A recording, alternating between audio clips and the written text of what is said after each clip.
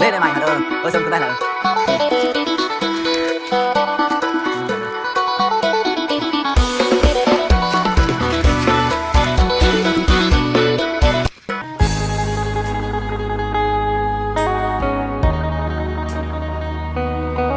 ครับสวัสดีทุกคนวันนี้พบกับบอเทไทยบ้านๆมีบอเทพาทุกคนมาหาแมงจัดกันว่าสิได้หรือบ่ได้มื้อนี้มากับเด็กๆเดี๋ยวไปรับไปเบิ่งไปชมกันเลยว่าสิได้หรือบ่ได้กินมันได้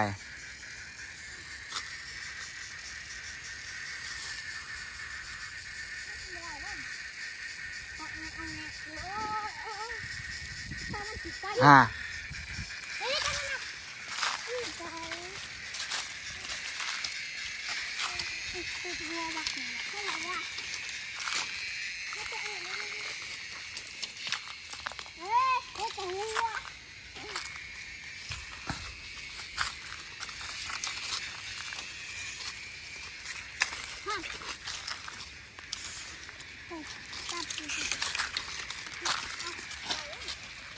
ได้บ่ยังจานทันบ่ฮะใช่ดาวใช่มึงไหนยังโตแซมนี่ใช่บ่พอ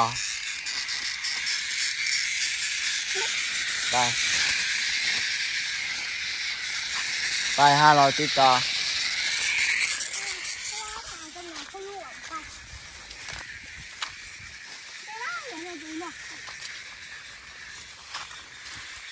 นี่เราลงทางนี้ครั้ง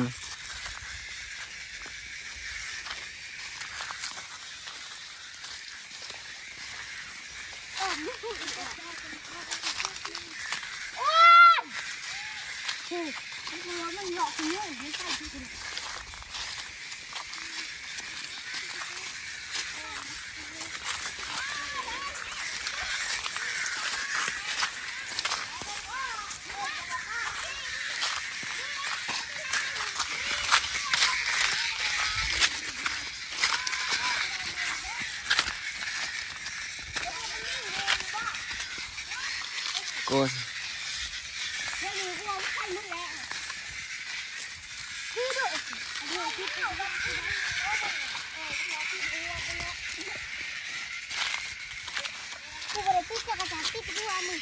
เล่นได้ไหมฮะเซิงขึ้นไปแหละมาถ่ายกูสติดถ่ายให้กูเลย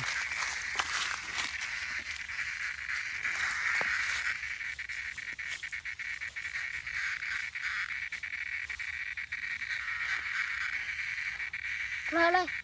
ปุ๊บมาแล้วถ่ายกูสิได้แล้ว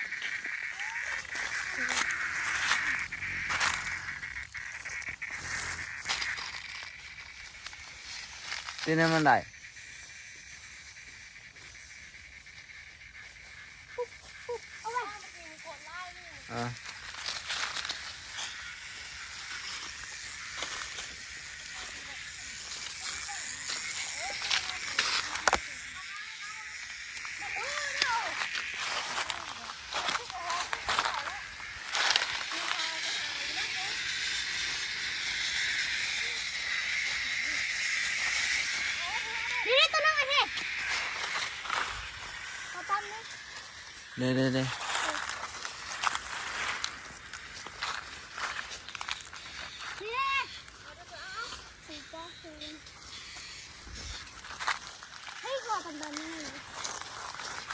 เด้ติดอะไรเด้ฮะ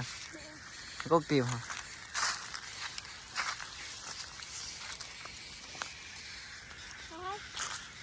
มา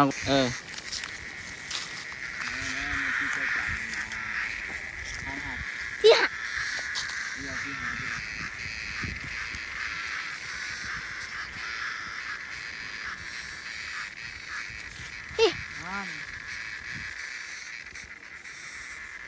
กูก็ได้ ดิแล้วตัวนี้เขาเสียบ่ได้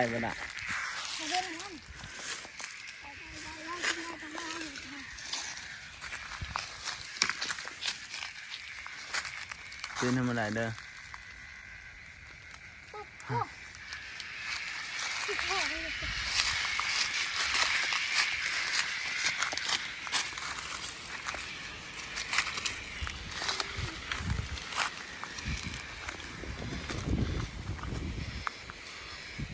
ตั้งเรียนแมนเบอร์เลย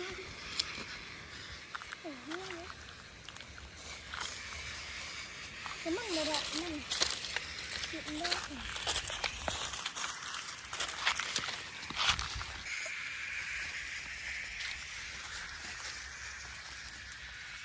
ติด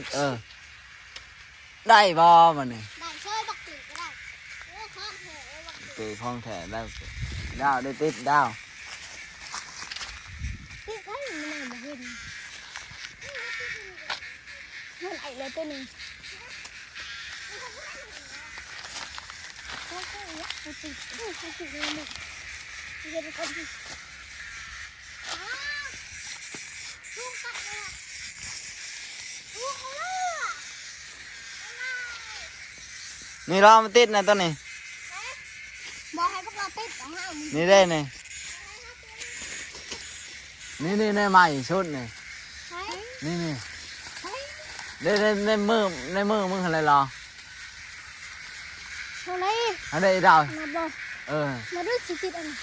มาสิติดอันมาสิไหนบักล้อมันได้ของเงินเลยกูให้รักสตาร์กูผ่านล้อไม่ติดใหม่กูมาเกยได้ว้ามึงติดหกเฮ้ย ว่าได้ซ้ เที่ยวนำหนาใจละจะมาเข้าห้องเขาจะเอาคุณเจ้าได้เขาให้ละคุณตัวแม่ก็ได้ทุกคนก็ดูข้างบน ำติด ตัวท้องเจ็บตัวเลยจ้ะ ติด กูจำกูผิดละทำนั่นก็ห้องไม่ต้องผิดอ่ะไม่ได้กัน มาติด ติดเอาอะไรกูข้างก็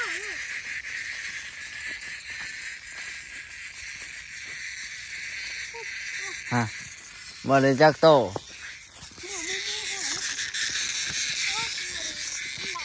ใช้ดาวได้ลายไปได้โต้ยได้ลายไปได้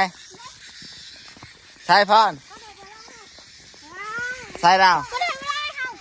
เขา รอบายกลับมานี่ ครับหวานครับ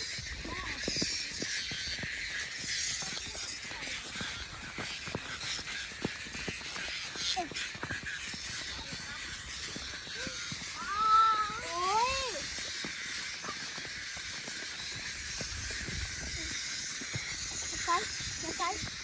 ใช่เหรอมันเราแค่ต่อค่ะ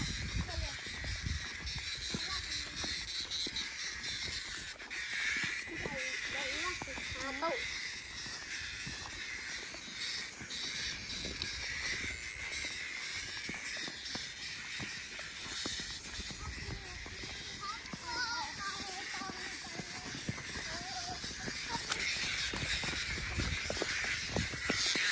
ไงที่ไหนมัน ก็คือจะมาตั้งขึ้นนั่นเอง เอาเหรอวางตั้งเนี่ยเอาเรา เอาเองดิ ทอดเอาเหรอ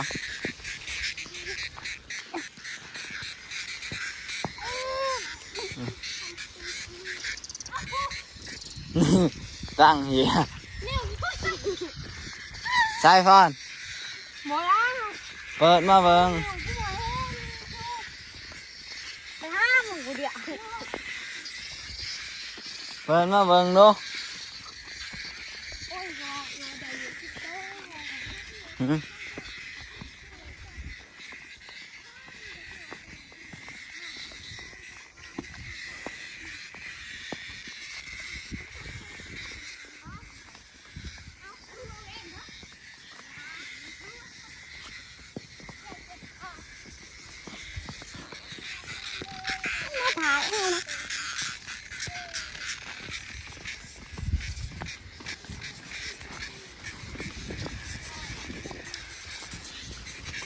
ก็อะไรนี่บ่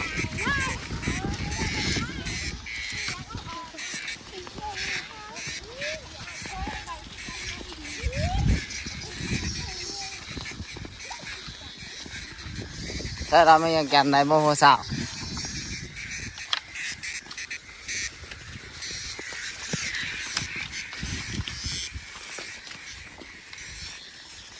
แม่งแกนมันมีอยู่แต่มันแห่เนาะ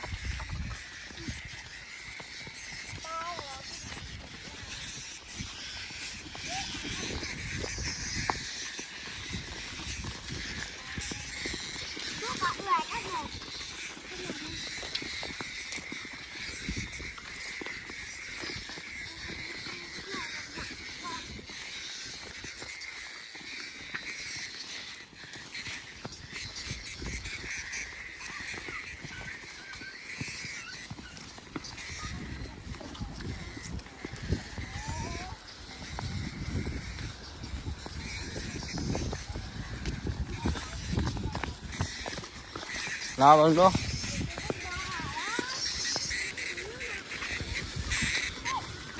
มันจะกันที่ได้ประมาณนี้ทุกคน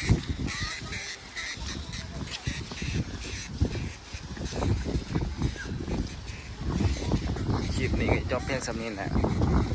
จะได้พักทุกคนพักติดตามเอาที่ไทยเป็นป่าเด้อไปแล้วพอกันคลิปมาบ๊ายบาย